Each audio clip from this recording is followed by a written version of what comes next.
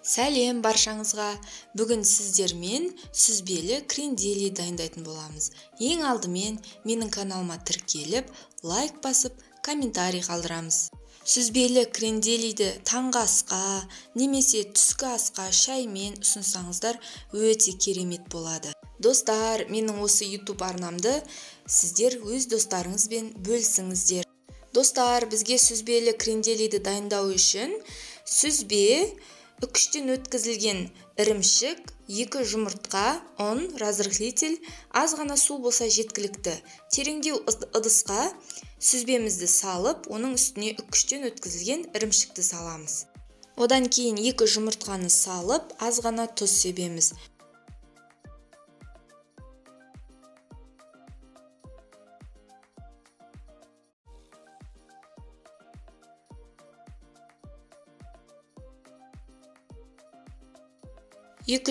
грамм ұнға жарты шай қасық қопсытқыш салып, елеуіштен өткізе отырып саламыз. Сүзбелі кренделидің қамырын видеода көргендей етіп қолмен илейміз. Барлық құрамды жақсылап қолмен араластырып аламыз. Қолға жабыспайтындай қамыр болып шығу керек.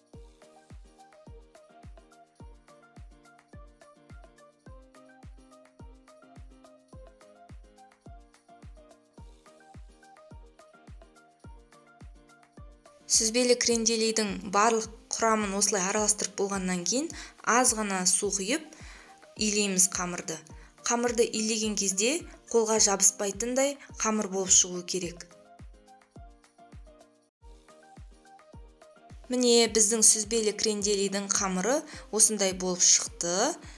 Осыны 15-20 минутқа тындырып қойып қоямыз. Бетін пакетпен жауып қойсаңыздар болады.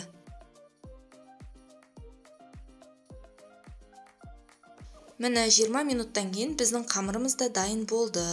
Енді осы қамырды колбаса тәрізді етіп, дөңгелектеп аламыз столдың бетінде. Одан кейін бірнеше бөліктерге бөліп аламыз. Достар, осылай бір қалыпты жасасаңыздар, қамыр осылай бір қалыпты болып шығады. Осылай жасау міндетті.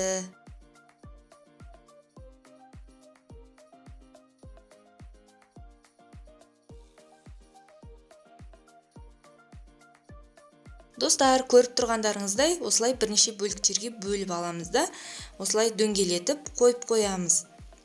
Міне біздің сүзбелі кренделидің қамыры дайын болып қалды. Енді сүзбелі кренделидің пішіндерін дайындауға кірісеміз.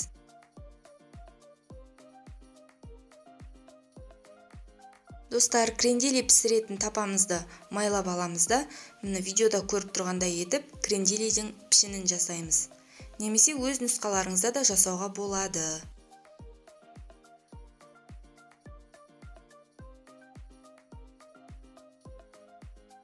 Міне, кренделидің пішіндері де дайын болды.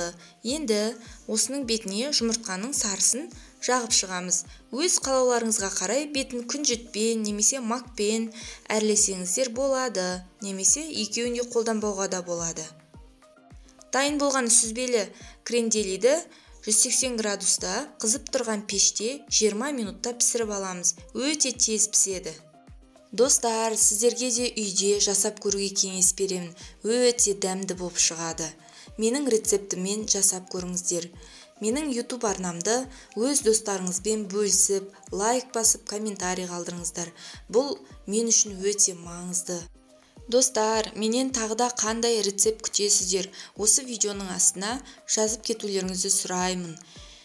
Келесі кездескенше сіздермен бірге Назерке.